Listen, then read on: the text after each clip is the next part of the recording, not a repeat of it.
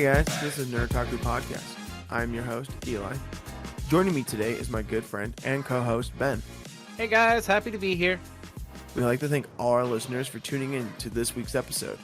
We are two guys who review media entertainment on a 0.25 scale that we came up with that interprets all media, adding up to 10. We watch it so you don't have to. Spoiler warnings ahead. Ben, my dude, is there spoilers in this episode? Yes, there are definitely spoilers. Major spoilers ahead for this week's episode is No Game, No Life. Ben, my dude, how is the week? It's been more eventful this week. I had a few things that I actually got to do at work, so it wasn't too bad. I still do the same thing. I go to work, come home, eat, and sleep. I feel that. I feel that in so many ways. We are talking about the 2014 anime series called No Game, No Life. It is directed by Atsuko Ishizuka and Shuhei Yabuta. Our main cast is Scott Gibbs, Sarah O'Nellis, Caitlin French, and Amelia Fisher. Ben, would you give a synopsis on this? Sure, I'll read the synopsis. 16 sentient races inhabit Dishboard, a world overseen by Tet, the one true god. The lowest of the 16, humanity, consists of humans, a race with no affinity for magic. In a place where everything is decided through simple games, humankind seems to have no way out of their predicament. But the arrival of two outsiders poses a change. On Earth, step-siblings Sora and Shiro are two inseparable shut-ins who dominate various online games under the username Blank. While notorious on the internet, the pair believe that life is merely another dull game. However, after responding to a message from an unknown user, they are suddenly transported to Dishboard. The mysterious sender turns out to be Tet, who informs them about the world's absolute rules. Tet leaves, Sora and Shiro begins their search for more information and a place to stay, taking them to Elkia, humanity's only remaining kingdom. There, the duo encounters Stephanie Dola, an emotional girl vying for the kingdom's sovereignty. In desperation, she attempts to regain her father's throne, but her foolhardiness makes her goal unachievable. Inspired by the girl's motivation and passion, Sora and Shiro decided to aid Stephanie in getting Elkia back on its feet, ultimately aiming to become the new rulers of the enigmatic world. This week's episode, I'm not going to lie to you, was it's beautiful. It's captivating, colorful. Good Lord, it is so colorful. I could not describe the amount of color was going through this anime. It is a 12-episode anime. My goodness, the amount of vibrance they used in this was just profound and dumbfounding. My eyes were just wandering everywhere in the shot. Everywhere we were going in the show, it was just going. There really was not a dull moment throughout this whole show. Event after event after event, it would just pick up and pick up and pick up. Sora and Shiro are at home. They get sucked into this new world. They're falling, and then color and vibrance, absolute beauty. This new world is just gorgeous. From the first moment they land, they find an event after an event after an event. There is no dull, boring spot throughout this whole show. No, there is not. I don't believe, even with the filler episodes, I don't believe there was a dull moment. You actually kept with the story. You kept with the character development, and it was very strong and very passionate. There was a downfall with it because it was in a lot of controversy. They found out that this anime had plagiarism. It was copied art. It wasn't copied story. No. What was copied? So the story was original. The art was original. The anime was canceled. The light novel was not canceled. The anime was canceled. The main theory of the anime having been canceled, it didn't get a season 2, is because according to an SG Cafe article, a Japanese illustrator, Fujio, claimed that a design in episode 7 of the series copied his original work, and the team behind the show apologized. As a result of these conflicts, Madhouse decided to step away from the series and pursue other projects. The scene in question is at the 3-minute mark into episode 7, where Jabril calls Stephanie Dolly. She takes the shape of what appears to be Doraemon, a character from the anime Doraemon. But none of the rumors are confirmed, and nobody really knows why Madhouse dropped the anime. That's a very actually interesting article to bring up because that's actually like one of the things when we were growing up. It was when we became young adults. We are like, why does anime get canceled? It was such a good one, and for just that small thing, It was literally like 30 seconds of Stephanie being in the shape of Doraemon. and it's like that's what gets a show canceled. It's appalling, but that's probably because of the Japanese culture. They don't want any conflict at all. Well, So then it doesn't make sense as to why at the 8-minute 20-second mark in episode 3, the art goes into JoJo Bizarre Adventure for a second, but Hirohiko Araki, who's the artist for JoJo, did not have a complaint about it. It was just the artist of Doraemon. because probably JoJo's Bizarre Adventure, they looked at it as, oh, it's a tribute to us, so it's like we'll take the credit. That's exactly what it is. It's just a tribute to other artists. That's what putting other people's art into an anime, that is exactly what it's for, is just to give them a tribute. But the creator didn't like it, I guess. Yeah, and it's very sad because the light novels are actually a pretty good series. Oh, yeah. I wish they actually continued it. It's very sad they couldn't. I hope to God that sometime in the future, another production company picks this anime up for a season 2. Or they just restart it, to be honest. Like I don't mind if they like refreshed it and rebranded it. But they wouldn't have to, because this anime followed the first 3 not light novels to the T.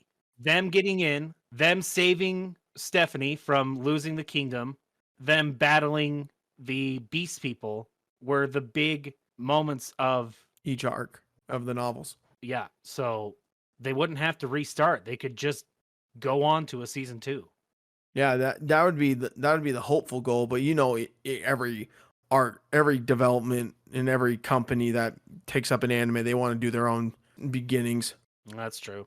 So you probably will see probably a revamp of this and a reboot, which will ultimately tarnish what this was. Give it an overall. I give it a 9.25. I gave it an 8.5. All right, all right. Story and plot. That got a 1. I gave it a 1. I think this story, when we were watching the trailer, it left a lot of questions. And it did. It left so many questions, like what the world's going to bring out. And if you never read the light novels, you never knew what was coming. With the synopsis, I really did enjoy it. Explains the plot so well. It explains it pretty much what you're going to be getting yourself into for the first like half of the series. That is exactly what the story is. These two end up in this new world and they find this girl Stephanie and end up helping her try to get the kingdom back on their feet. It was so clean. You knew from the beginning it is about these two people playing these games and they're basically trying to save this kingdom. And it's very nice, very simple. You get to meet the characters very well and the story just picks up so quickly. In the plot, Tet tells them that there are 10 pledges. And the 10 pledges are: all murder, war, and robbery is forbidden in this world. All conflict in this world will be resolved through games. In games, each player will bet something that they agree is of equal value. As long as it doesn't violate Pledge 3, anything may be bet and any games may be played. The challenged party has the right to decide the rules of the game. All bets made in accordance with the pledges must be upheld. Conflicts between groups will be conducted by designated representatives with absolute authority. Being caught cheating during a game is grounds for an instant loss. In the name of God, the previous rules may never be changed. And let's all have fun and play together. So the basic plot of this show is, throughout all these conflicts that show up, you have to play these games in order to solve said conflicts. And Sora and Shiro, known as Blank, have never, ever lost a game to anyone except each other. They're like these ultimate game gods. I cannot believe every plan that Sora comes up with and how perfectly the plan is executed. Any strategy he comes up with, there's no loss. He already knows he's going to win.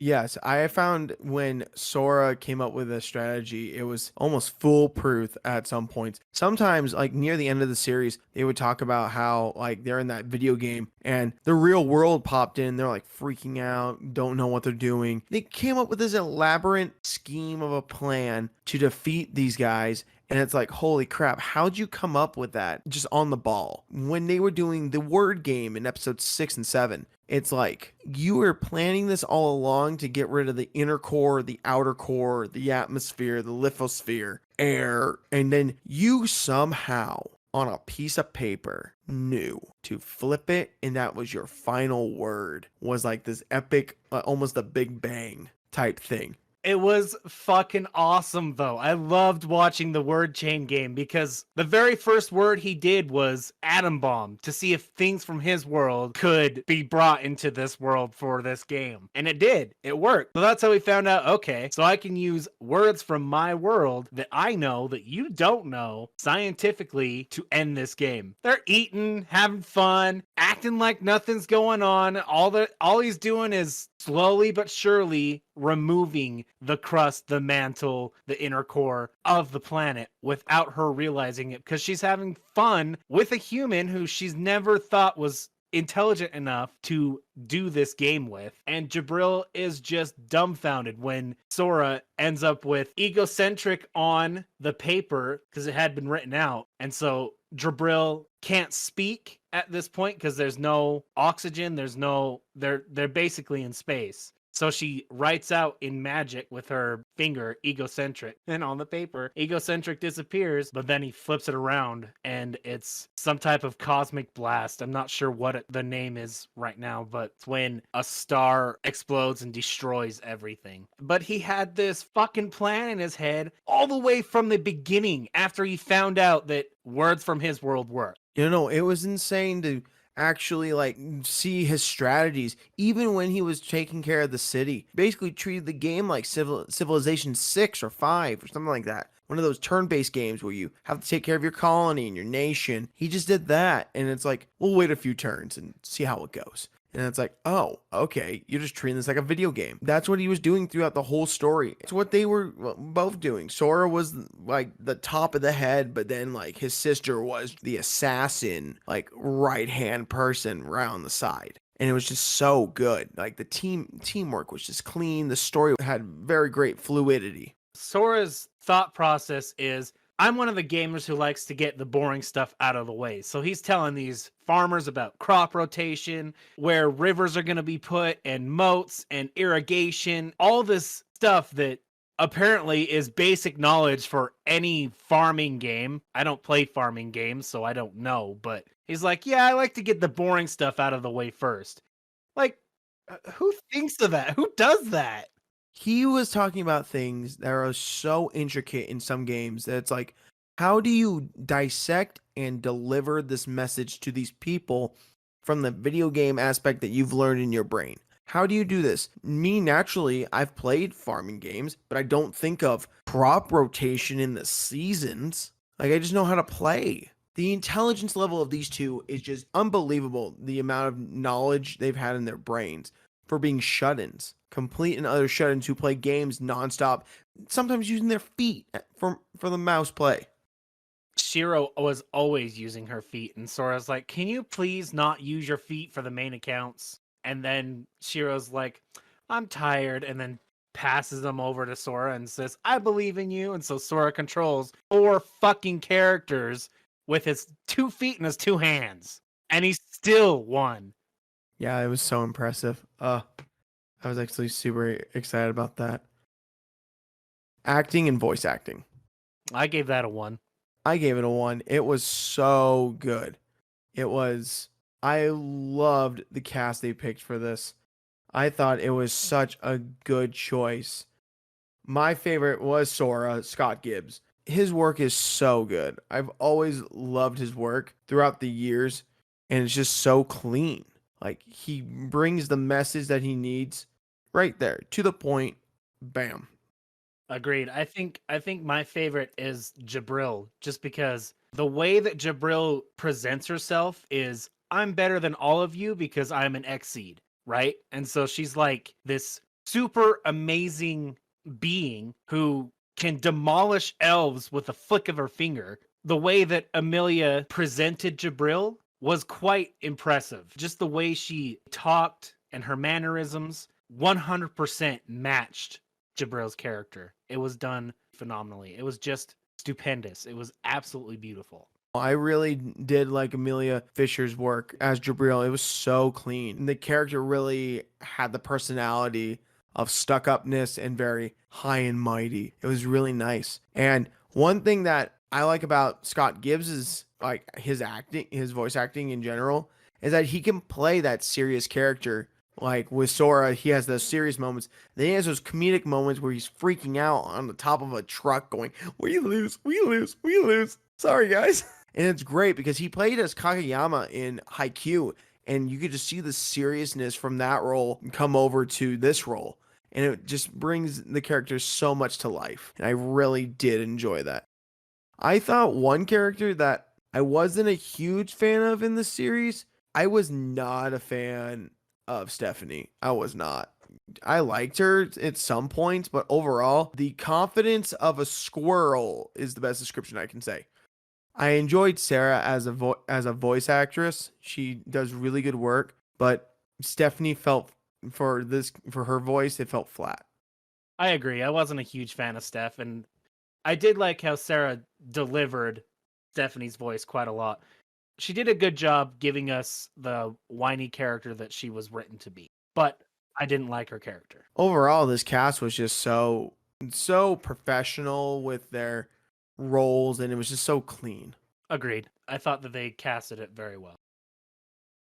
Character development. I could only give that a 0.25. Wow. Okay. Mine was a 0.75. I want to know why.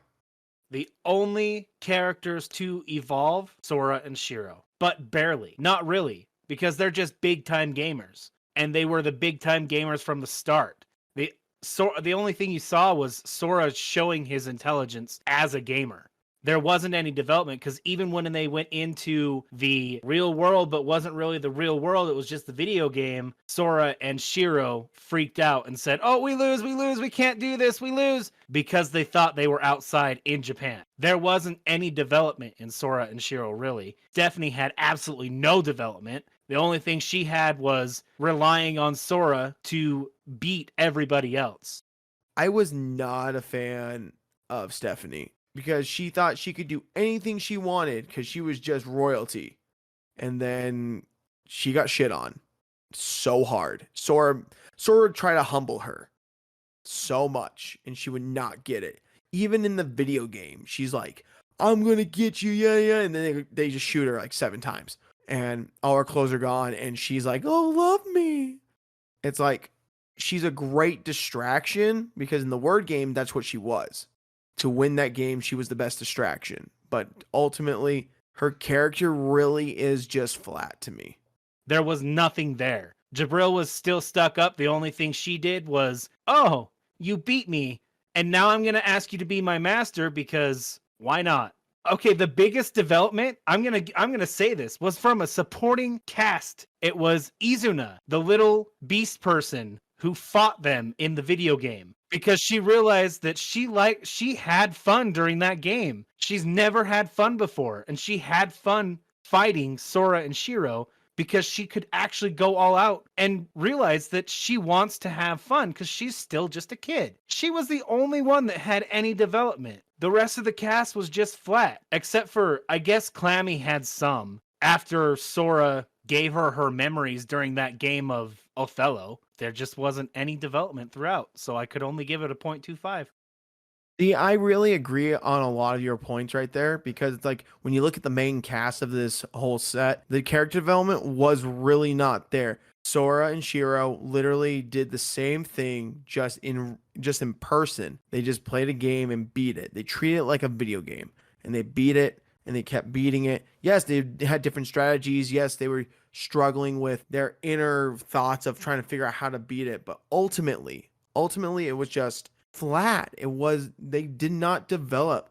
I agree. The little beast girl, Izuna, the development for her throughout that game was just so good because when she looked in the mirror and says, I'm smiling, I'm actually enjoying this, she's actually like finding the thrill in the game. And you saw that development from being a stale, boring puppet to being, I want to do this. I want to see that independence.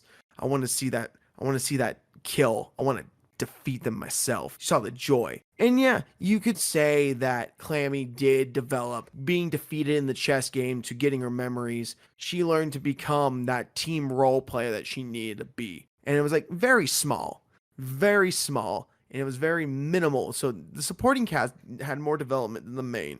So because of that, I will drop mine to a 0.5 because I felt the little girl had such a development that kept it at a 0.5. It was definitely the strongest development, and it was because of her that I gave it a 0.25. Otherwise, there just wasn't any development. No. And I enjoy the development, so that's why I'm going to keep it at a 0.5. Sound and music. 0.5.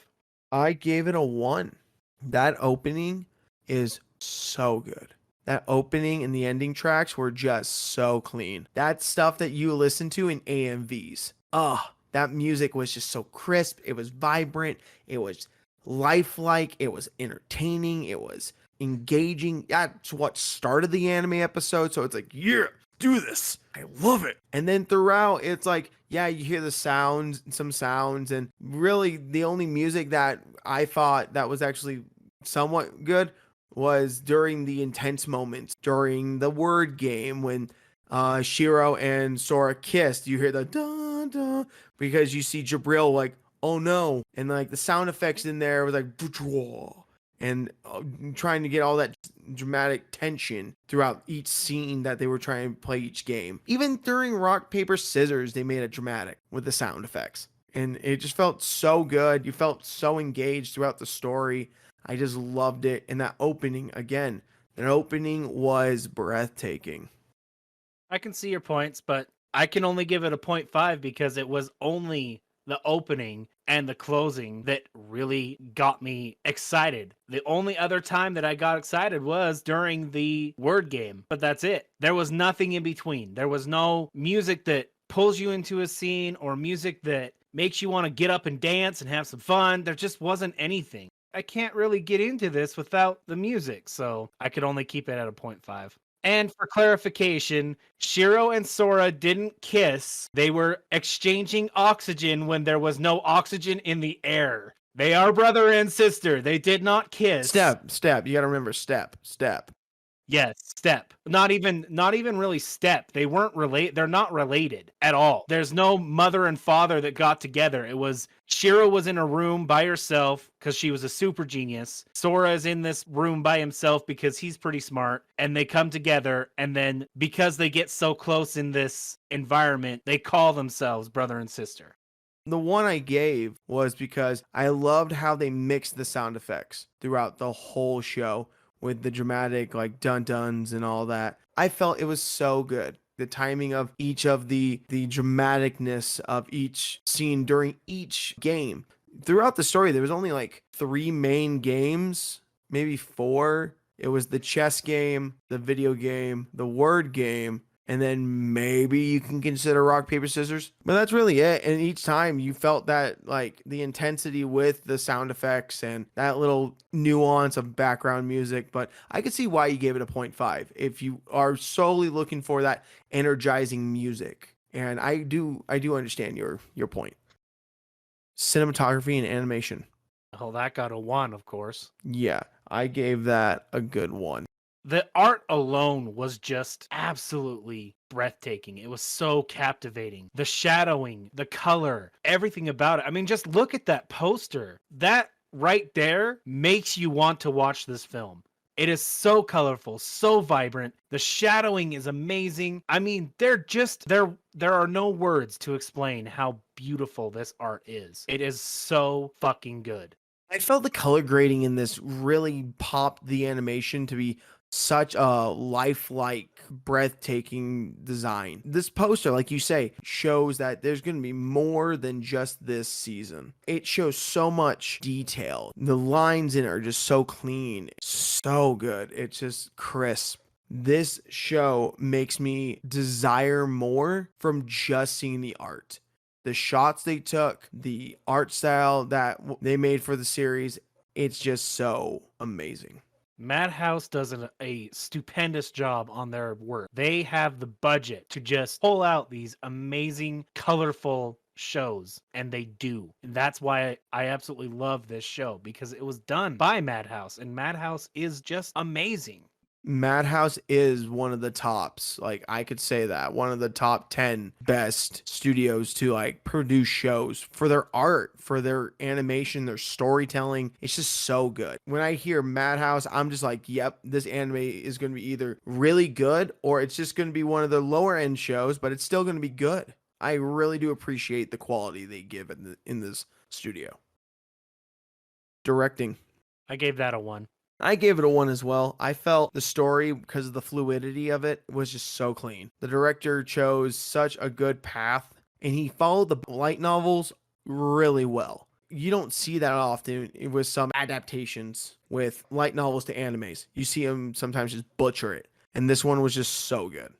The directors didn't want any slow moments in the plot. They just kept going and going and going. And because of that, it pulls you into the story even more, because you don't have these dry spots that make you pull your attention away from this. It doesn't make you want to go do some laundry, play around on your phone, or just kind of take your focus off this film, because everything is new in every episode. There's always something big going on. The direction that they took was just fantastic. It was very well done.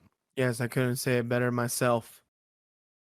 Attraction. A 1. I gave it a 1. This overall brought you in from episode 1. From the beginning, when they were sitting there and you weren't, if you didn't read the synopsis, it's like, okay, what's going on? And then you see them play this chess game online and they win. And then they get transported to a new world and they're freaking out. And then you see the god, Tet. He explains the rules and one day hopes to face them again. And then you just get thrown into this colorful world. It's like, man, I want to see what's next. And the attraction to it was just so there. It was desirable to watch more. The color and the vibrance that came out when they got into this new world, it blinds you at first, because you're in this dark room with Sora and Shiro, and you're like, oh, okay, they're just playing games, cool. And then all of a sudden they get pulled into this world and they're falling, and it's just an open, vast world that looks like a board, but it's not a board. And the color almost blinds you with how bright this world is. And it's just absolutely fantastic. It keeps you in because there's no dark scenes. It's awesome. That's really what describes the whole show. Its vibrance, its color, from the darkness of their lives to brightness in their journey into this new world. It's just so good. Dialogue. I gave dialogue a 1. I gave it a 1 as well. I think my favorite part was the comedy bits. Favorite scene, like whole episode, was episode 6 when they were playing the game, the word game, and he would say like lady knockers and like all this like quirky stuff. You're getting into the mindset of a 17-year-old. Literally, he's so nervous to talk to a woman. His shyness, awkwardness. He wants to ask a girl out or kiss a girl, but he's so fucking awkward. The lines were so good. And then Shiro's like, you need to stop. No, you're not doing this. Okay. I absolutely loved the line when Sora beats Stephanie in the rock, paper, scissors. And he's like, because she owes him this favor, he's like, I want you to love me. And then he's like, praise me, Shiro, because now she's going to love me. And now we'll have a home and money and it'll be great. And Shiro's like, bad, Sora. You could have just told her to give you all her stuff. And he's like, I messed up. And she's like, your horny 17-year-old self took over. Bad, Sora. I completely botched the quote, but it's great. But I do have a quote on here that is written down that I absolutely loved that Sora delivered. So Sora is delivering this line to Jabril. He says, I know what you're thinking. How can I possibly believe that an inferior race like humanity actually has a chance? The answer is simple, really. If you want to know the truth, I don't believe in humanity. Humans are lowly and stupid creatures, every single last one of them, including me. They're all crap. Doesn't matter what planet they're from, this one or my old one, not a damn thing's changed. However, I believe in humanity's potential. You know, back in our world, humans can fly in the sky and even travel among stars. And then Jabril says, sorry, that's kind of hard to believe. And Sora responds with, yeah, no kidding. Even humanity itself doubted any of that was possible. But someone eventually pulled it off. The real deal pulled it off. That's why it's up to us to ensure that the potential of the misunderstood gets realized before it all goes to waste.